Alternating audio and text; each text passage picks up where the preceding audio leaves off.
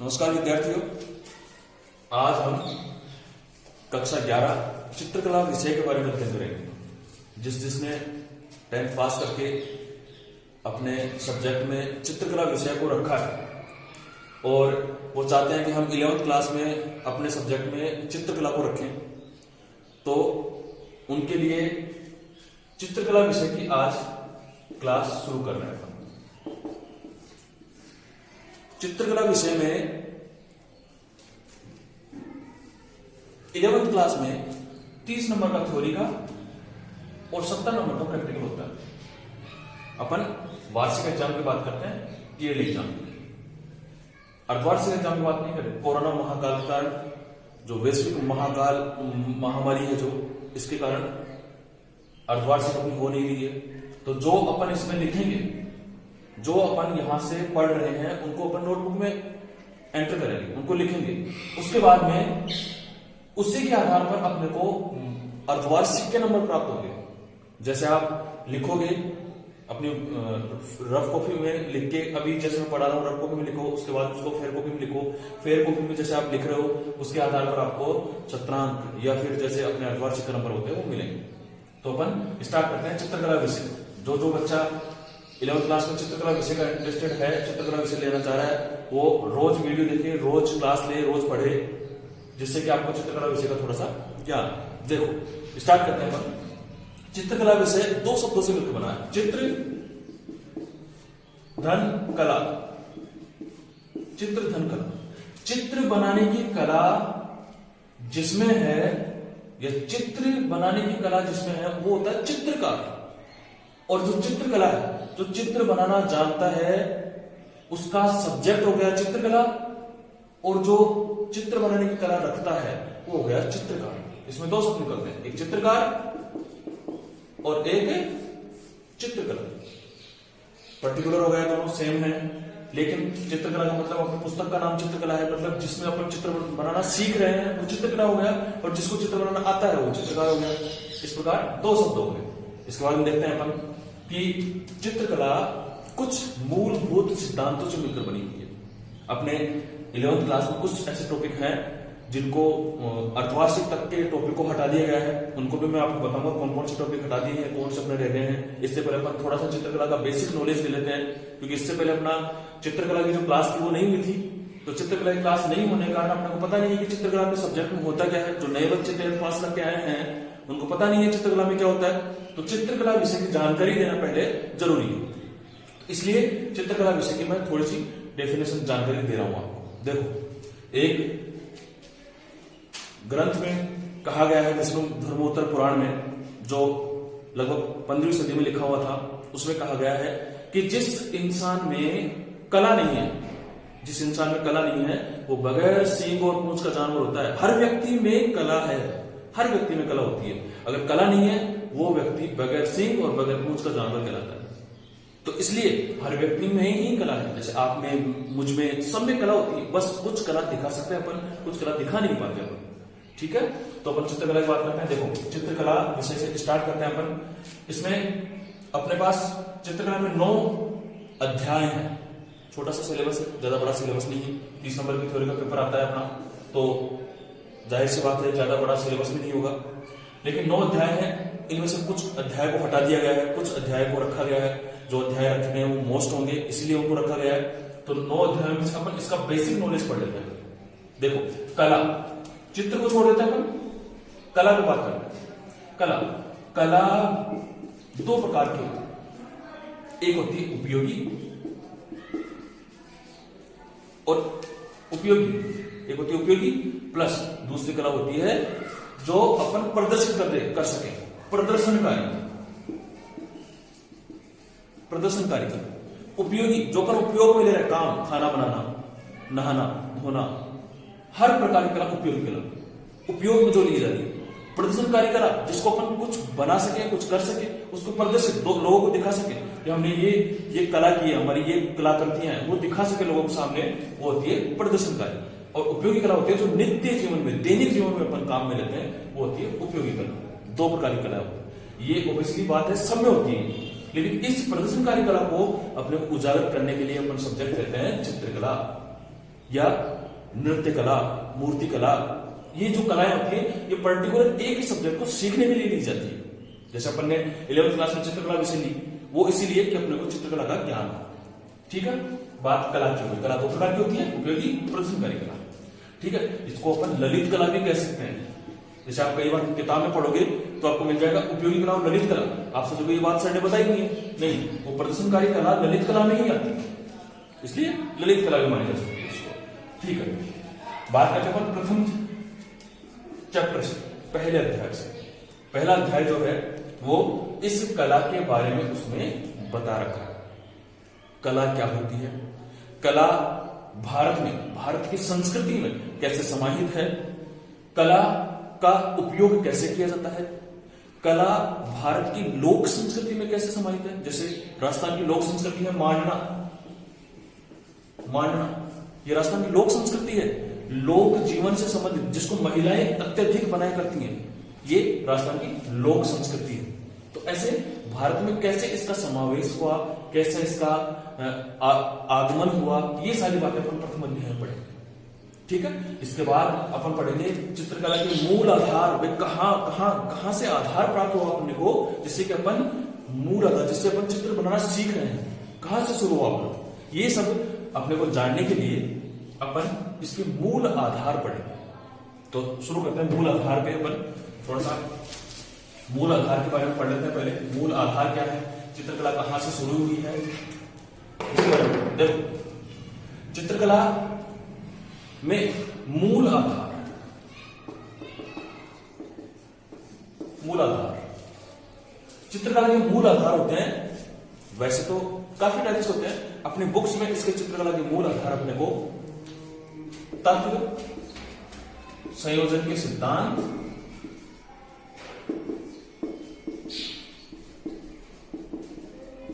संयोजन के सिद्धांत, षडांग, ठीक है, ये तीन मूलभूत दे रखे हैं कि इनके बगैर तो किसी कला का निर्माण हो ही नहीं सकता।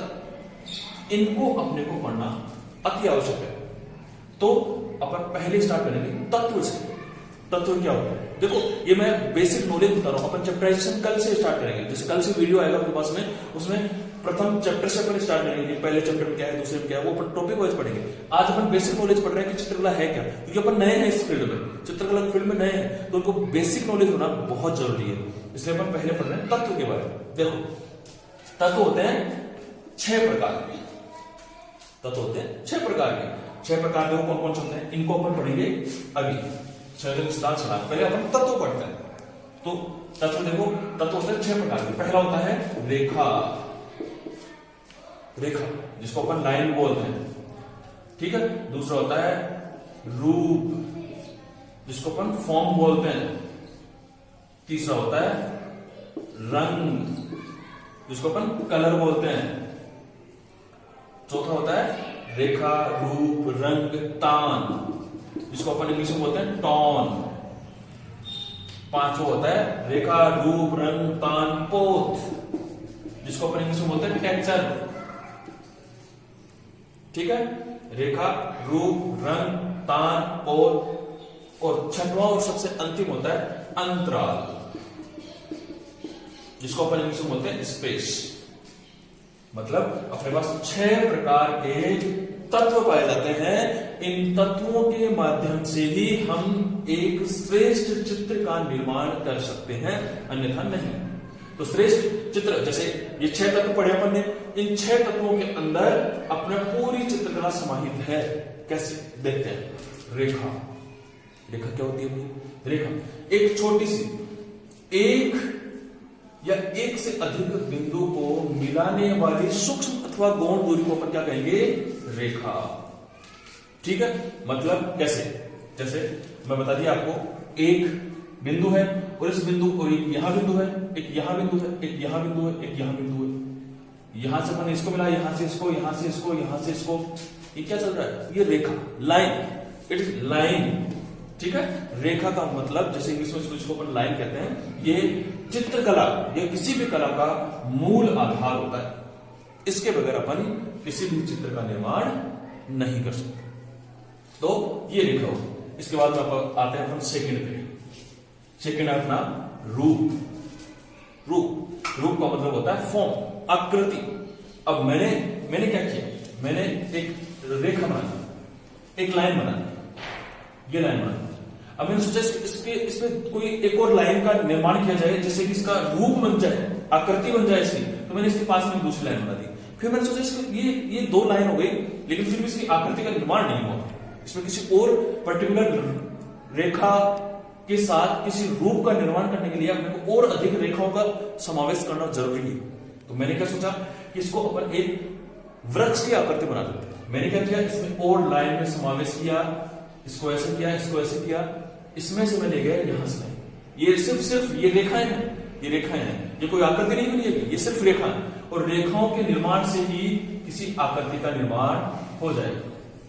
ये ठीक है। अब मैंने इसके पत्ते लगा दिए। मतलब क्या हुआ, किसी एक रेखा के माध्यम से अपन ने पूर्ण आकृति का निर्माण कर दिया। रेखा अपन ने बनाई, रूप अपन ने रेखाओं के मिश्रण से जो आकृति बना दी वो हो गया रूप। समझ में आया?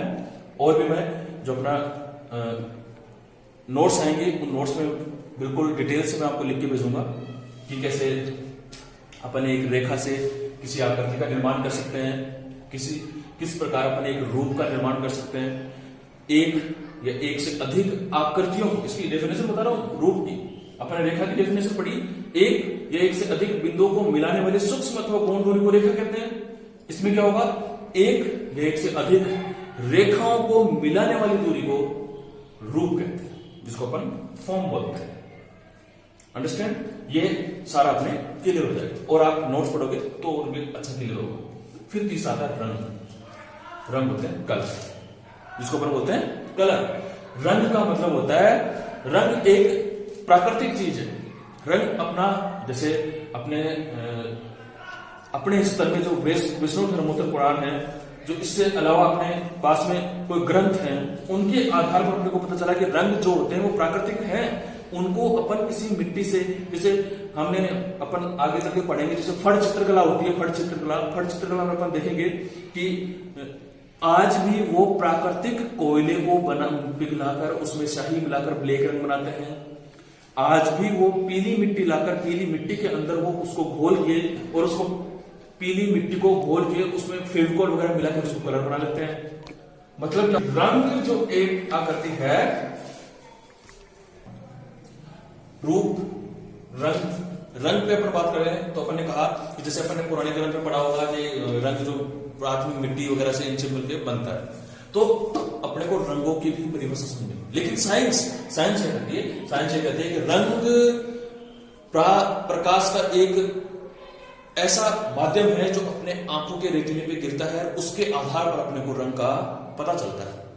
तो अपन दोनों मानेंगे, अपन साइंस की बात मानेंगे और अपने जो धार्मिक पौराणिक ग्रंथों में लिखा हुआ है वो बात भी मानेंगे। तो यहाँ रंग हो गई बात। रंग की बात करें तो रंग होते हैं अपने तीन प्रकार के। प्राथमिक, जिसको अपन बोलते हैं प्राइमरी या फर्स्ट रंग, प्राथमिक रंग, द्वितीय रंग और तृतीय रंग।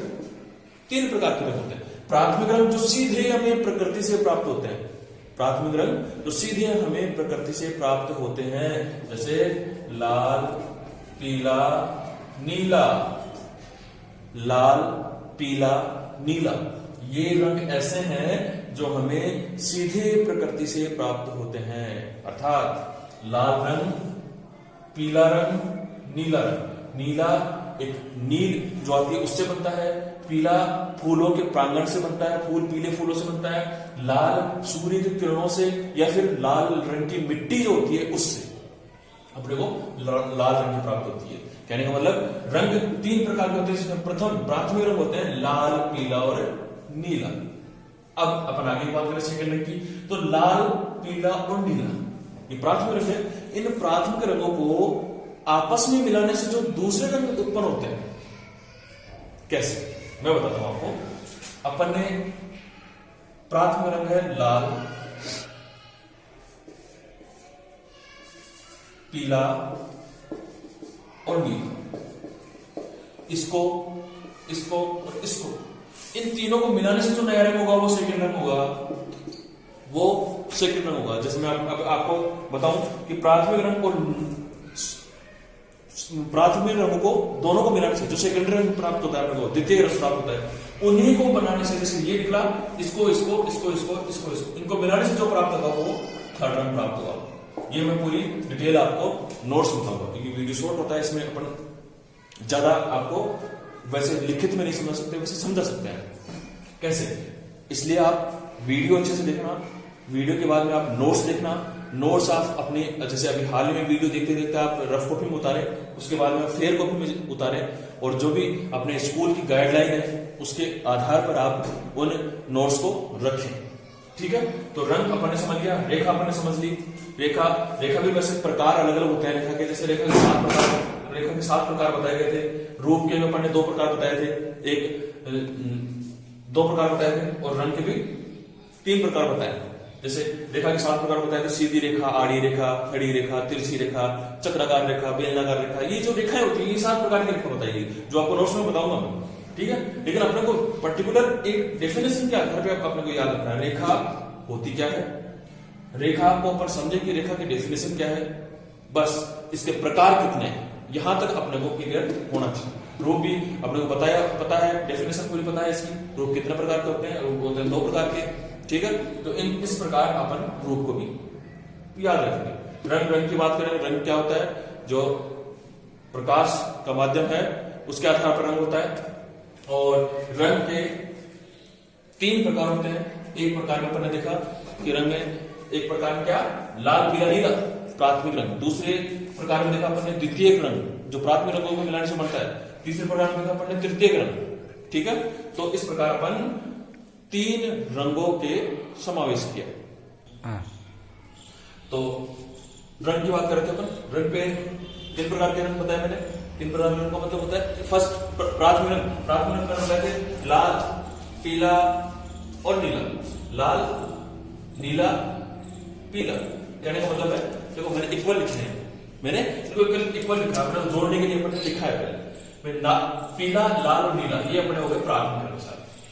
ये भी प्राथमिक रंग की, दोनों प्राथमिक रंगों को, जैसे पीला और लाल को मैंने मिक्स किया, तो ये मिक्स करके हमें प्राप्त हुआ नारंगी रंग। अपन प्रैक्टिकल स्टार्ट करेंगे, अपनी क्लासेस स्टार्ट होगी, अपन प्रैक्टिकल स्टार्ट करेंगे, तो अपन स्टार्ट अपने स्केच बुक होगी, जिसमें स्केच बुक में अपन पहले थोड़े थोड़े कलर लेके अपन चेक करेंगे कि वास्तव में जो किताबें में लिखा हुआ है कि इसको इसको मिलाने से ऐसा हो जाता है, इसको मिलाने से ऐसा हो जाता है, ये अपन चेक करेंगे होता है क्या है वास्तव में।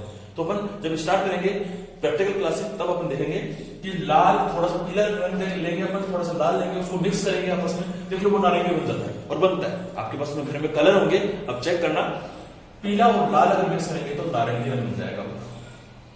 ठीक है, और फिर लाल और नीले को बनाएंगे तो अपना बैंगनी कलर बन जाएगा, बैंगनी कलर। ठीक है, और फिर नीला और पीला अगर अपन मिक्स करेंगे, नीला और पीला दोनों को अगर मिक्स करेंगे तो अपने पास हरा कलर बन जाएगा, हरा।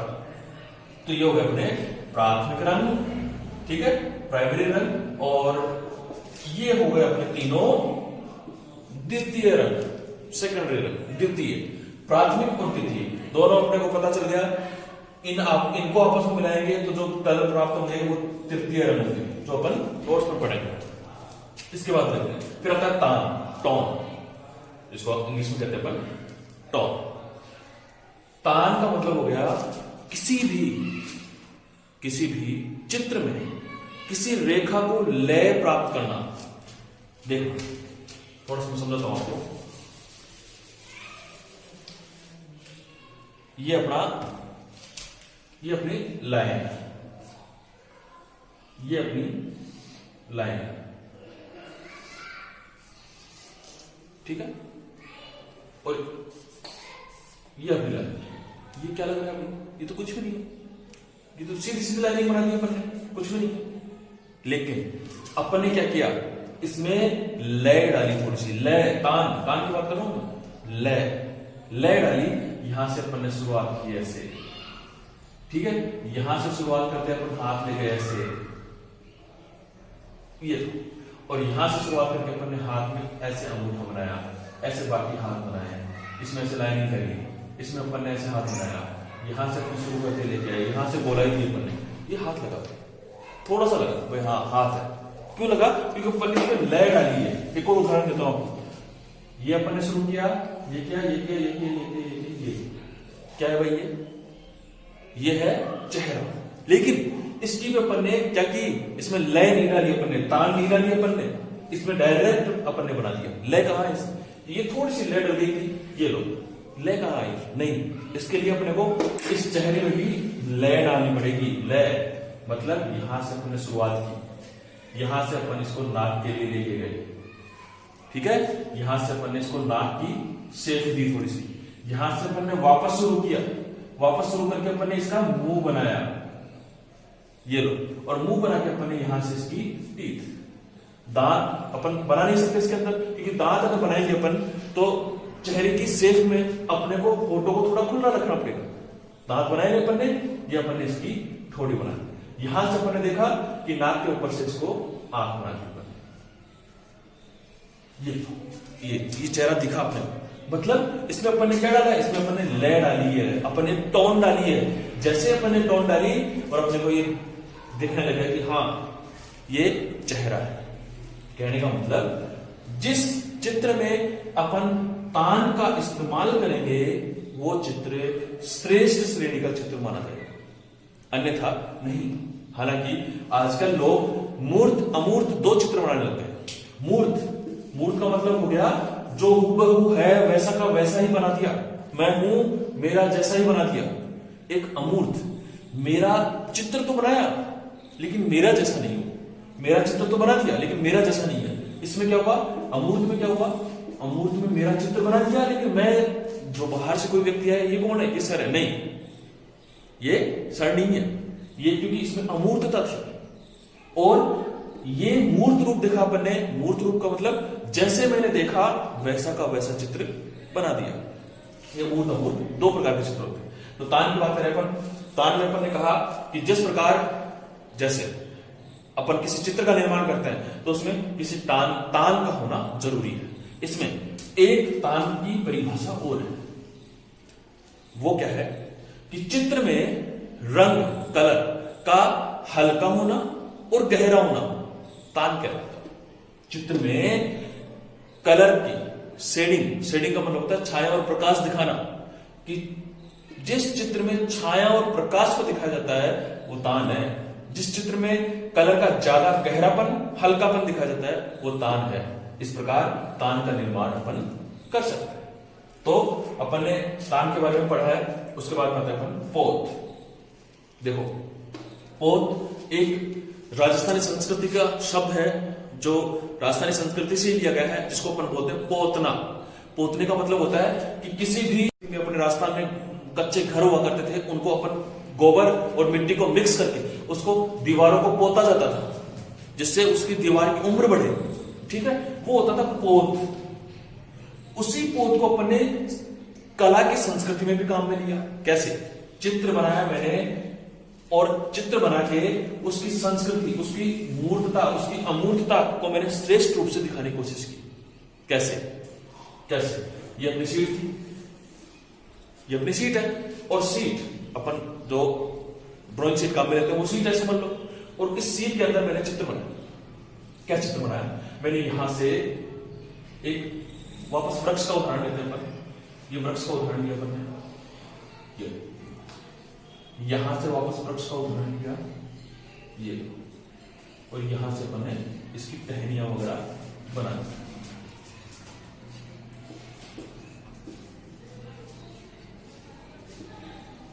ये क्या लगा भाई? अपने को लगा ये कोई कटा हुआ पेड़ रखा हुआ है, और इस कटे हुए पेड़ के माध्यम से अपन ने बताया कि इसकी श्रेष्ठता में ये कटा हुआ पेड़ इस सीट में श्रेष्ठ श्रेणी में है, आगे की तरफ। अब अपन ने आगे की तरफ ये सीट में ये तो दिखा दिया, लेकिन इसको दिखाने के बाद में अपन ने पोत कहां दिखाया? टेक्सचर जिसको इंग्लिश में बोलते हैं वो कहां दिखाया? टेक्सचर का मतलब होता है पीछे के बैकग्राउंड में जो अपन ने कुछ रखा है वो टेक्सचर कहलाएगा। वो अलग अलग माध्यम से। आधुनिक चित्रकार क्या होते हैं? आधुनिक चित्रकार कई कलर फेंकते हैं, और कलर फेंक के उसको थोड़ा सा हल्का सा बनाया, उसके ऊपर अपन ने कुछ चित्र बना दिया।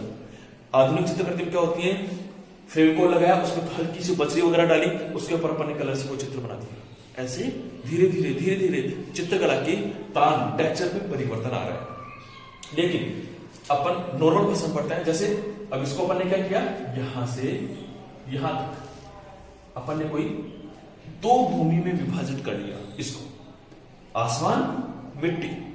अपन ने क्या किया, यहां एक पेड़ और बना दिया, वो भी कटा हुआ। अपन ने कहा कि ये नहीं, ये एक पेड़ तो कट के गिरा है अभी, बाकी तो कटे हुए रखे हैं, उठा के भी ले गए लोग, कटे हुए थे उठा के ले गए। समझ गए?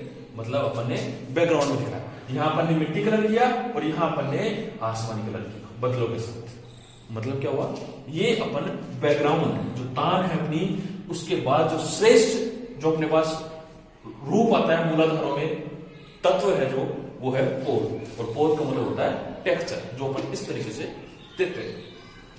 इसके बाद में बात करेंगे अंतराल। ये जहां तक मुझे समझ में आ रहा है कि आप लोगों की वीडियो देख के शायद लगभग ये तत्व जो 6 तत्व हैं ये आपको कंफर्म समझ में आ जाएंगे। फिर भी अगर आपको लगता है कि नहीं, ये नहीं बैठ रहा, हमारे समझ से बाहर है, तो मैं अगली जो क्लास होगी उनमें इनका थोड़ा सा उदाहरण होगा। इसके अलावा मैं आपको नोट्स भेजूंगा, नोट्स में आपको क्लियरिटी से दिखाऊंगा कि कहाँ क्या चीज है, कहाँ क्या चीज है, किस चीज को मिलाने से कौन सा रंग बनता है, रेखा क्या होती है, रेखा के कितने प्रकार होते हैं, ये सारे आपको नोट्स में मैं उपलब्ध करवाऊंगा। इसमें मैं सिर्फ आपको समझाने की कोशिश कर रहा हूं कहाँ चीज क्या है, कहाँ तत्व कौन से हैं और कौन से तत्वों का कौन सी जगह पे इस्तेमाल किया जाता है। ठीक है, तो ये अपन ने बहुत तक समझ लिया। लास्ट है अंतराल, इंग्लिश में कहते हैं इसको स्पेस। अंतराल चित्र की जगह, चित्र की जगह है जो अपनी सीट होती है पूरी, उस सीट को, जैसे अपन ने यही उदाहरण लिया था कि इस सीट को अपन ने देखा पूरी को, और इस सीट में स्पेस अंतराल कौन सा लिखा है, मैंने दिखाया यहां से ये रास्ता जा रहा है भाई, ये रास्ता जा रहा है, और रास्ते में अंतराल देखा मैंने यहां बीच में से यहां तक देखा। अब इसको यहां से मैंने विभाजित किया, यहां आसमान यहां मिट्टी, भाई ये रास्ता कहां आसमान में चला गया? नहीं, हमने ये कहा कि अगर अपन दूर से यहां खड़े होकर अपन 1 किलोमीटर तक देखते हैं तो दिखता है आसमान और मिट्टी, जमीन, धरती मिली हुई लगती है। ये क्यों? ये कारण है, इसमें प्रपेक्टिव होता है, मतलब परिप्रेक्ष्य। परिप्रेक्ष्य ये होता है, परिप्रेक्ष्य का मतलब दूर की वस्तु। आप देखना कभी भी बच्चों, जैसे आप लोगों ने कभी कई बार देखा भी होगा, जो अनभिज्ञ इस मामले में वो देखें कि जो रेल की पटरियां होती हैं, उन रेल की पटरियों में अपन यहां खड़े होकर, पटरियों के बीच में खड़े होकर अगर अपन दूर से देखते हैं तो अपने को लास्ट में जाके अपन वो रेल की पटरियां मिली भी नजर आएगी। वो परिप्रेक्ष्य है, ये साइंस का नियम है, ये अपना कोई अपने चित्रकला से संबंधित बात नहीं है, साइंस से संबंधित बात है। परिप्रेक्ष्य, ये परिप्रेक्ष्य ही है, लेकिन इसमें रीजन क्या है, अपने को साइंस के अलावा छोड़कर चित्रकला में भी परिप्रेक्ष्य को पढ़ना पड़ेगा। कैसे? रास्ता अपन ने यहां से दिखा दिया, लेकिन ऐसा नहीं होगा। कैसा होगा? यहां से अपने को इसको और भी छोटा करना पड़ेगा और यहां जाके अपन इसको मिक्स कर देंगे। ये मतलब क्या हुआ, यहां तो मैं खड़ा हूं इसलिए मुझे चौड़ा दिख रहा है रास्ता, मैं आगे तो यहां तो हुई नहीं, इसलिए मुझे आगे तक बहुत। कई बार आप किसी एक सीनरी को देखना जिसमें पेड़ हो, बहुत सारे पेड़ हो, जंगल सा हो, रास्ता जा रहा हो, आपको वो रास्ता दिखाएंगे, दोनों तरफ पेड़ है, जा रहा है पेड़, और वो लास्ट में मिले हुए दिखा देंगे। वो क्यों? वो परिप्रेक्ष्य दिखा रहे हैं आपको। पास की वस्तु अपने को बड़ी दिखाई देगी, दूर की वस्तु छोटी, ये होता है परिप्रेक्ष्य। तो अपन बात करते हैं अंतराल की। एक सीट में अपने को दो जगहों, एक सीट को 2 भागों में विभाजित करते हैं अगर, तो उनको बराबर विभाजित करना, या फिर अंतराल, जैसे आप अपन आगे पढ़ेंगे धीरे धीरे तो अजंता की गुफाएं पढ़ेंगे। अजंता की गुफाएं आपने पहले भी पढ़ी होगी, 10वीं क्लास में कभी भी आपके पास में आई होगी अजंता गुफाओं के बारे में। अजंता की गुफाओं में, अजंता में बहुत सारी गुफाएं हैं, महाराष्ट्र में स्थित है अजंता की गुफाएं, पहाड़ियां हैं सतपुड़ा नामक, उनमें 30 गुफाएं बनी हुई हैं। उन 30 गुफाओं के अंदर जैसे अपने अपन अगर उनको चित्रों को देखने जाते हैं, दीवार पर चित्र बने हुए, भित्ति चित्र जिनको कहते हैं, वो दीवार पे बने हुए चित्र है, उनको अगर अपन देखेंगे तो अपने को पता चलेगा कि उन चित्रों में महात्मा बुद्ध दीवार पे क्या, महात्मा बुद्ध को इतना बड़ा बनाया गया है, महात्मा बुद्ध को, और एक साधारण व्यक्ति को इतना बड़ा बनाया गया, छोटा। कितना, ये परिप्रेक्ष्य दिखाया इसमें, ये परिप्रेक्ष्य कैसा परिप्रेक्ष्य? जो मुखिया है, जो ईश्वर का रूप है, उसको अपन ने बड़ा बना दिया जिससे कि लोगों को लगे कि वो ईश्वर है, और इसको बनाया छोटा जिससे क्या लगेगा कि ये एक साधारण मनुष्य है अपने। नहीं तो भाई गरीब गरीब, राजा और अमीर और गरीब, या राजा और जनता में क्या फर्क होगा? वो यही फर्क होगा कि राजा को अपन अलग अलग वेशभूषाओं में बना के दिखाएंगे, हीरे मोती माला उसके चेहरे पे, उसके मुकुट में लगाएंगे, उसको मुकुट पहनाएंगे, उसको अच्छी यूनिफॉर्म पहनाएंगे। साधारण व्यक्ति को पगड़ी पहने हुए, उसको कमर पे कुछ पटका बांधे हुए बनाएंगे। ये चीजें, ये परिप्रेक्ष्य, ये अंतराल होता है, उन दोनों को दिखाने का तरीका होता है। एक टीचर होता है, एक स्टूडेंट होता है, दोनों अगर फॉर्मल यूनिफॉर्म में दोनों खड़े हैं, कैसे पता चलेगा ये टीचर है ये स्टूडेंट है? वो इसलिए कि उसको परिप्रेक्ष्य के आधार पर दिखाया जाएगा, अंतराल के आधार पर उसको दिखाया जाएगा कि हाँ ये टीचर है। उसको कुछ अलग यूनिफॉर्म, कुछ अलग स्कूली नियमावली के अनुसार दिखाया जाएगा।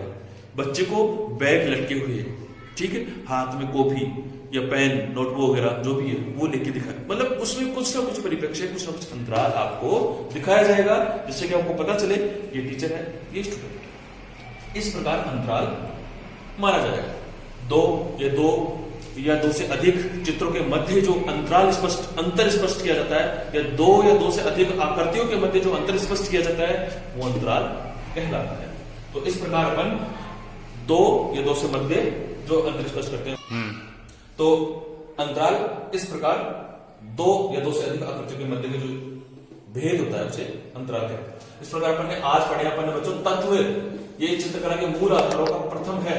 इस तत्व के बारे में अपन ने पढ़े, ये तत्व 6 प्रकार के होते हैं, इनके बारे में पूरी डिटेल पढ़ी है अपन ने। कल अपन पढ़ेंगे चित्रकला के जो तत्व पढ़े हैं उन्हीं के आधार पर पढ़ने, क्योंकि अपन ने पढ़ा था मूलाधार, और मूलाधार के 3 होते हैं। तो कल अपन पढ़ेंगे मूलाधार में तत्व के अलावा संयोजन के सिद्धांत, अपन पढ़ेंगे संयोजन के सिद्धांत। ये अपन आपके पास जिसके पास बुक है, अगर चित्रकला की किताब है, तो अपन संयोजन के सिद्धांत के बारे में रीड करेंगे, ठीक है। उसके बाद में अपन संयोजन के सिद्धांत के बाद में अपन पढ़ेंगे चित्रकला के जो सड़ांग होते हैं, या कल सड़ांग भी पढ़ सकते हैं, दोनों में से कोई भी टॉपिक पढ़ लेंगे अपन, जो अपने को सूटेबल होगा वो दोनों में से एक टॉपिक अपन पहले पढ़ लेंगे। तो घर में अपन पहले इसको रफ कॉपी में उतारेंगे, इसको फेयर कॉपी में उतारेंगे, और इनको फेयर कॉपी में अच्छे से नोट करके और फिर अपन पढ़ेंगे, ठीक है बच्चों, धन्यवाद।